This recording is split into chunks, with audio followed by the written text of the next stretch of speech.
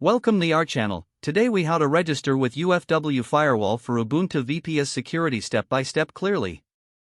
Start by logging into your Ubuntu VPS using SSH. Use your credentials to access the terminal. Update your package list to ensure you have the latest information. Run the command sudo apt update. Once the update is complete, install the UFW Firewall. Enter the command sudo apt install of. After installation, check the status of UFW to see if it's active.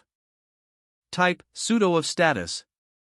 If UFW is inactive, enable it to start protecting your system. To enable it, run sudo of enable. Next, configure the firewall to allow SSH connections. This is crucial to avoid being locked out of your server. Enter the command sudo of allow open SSH. After allowing SSH, you can check the status again. Run sudo of status to verify the rules are applied. Now, set additional rules based on your server requirements. For example, allow HTTP traffic by using sudo of allow HTTP. For HTTPS traffic, use the command sudo of allow HTTPS. If you want to add custom ports, use the command sudo of allow port_number. After setting all desired rules, review the status again.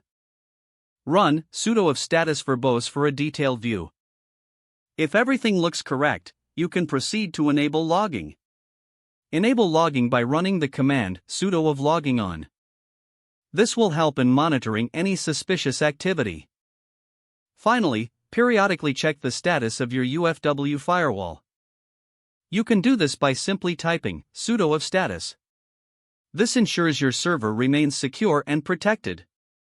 If the page does not load, refresh the browser or try again in a private or incognito window. Don't forget to like this video and subscribe to our channel for more step-by-step tech guides.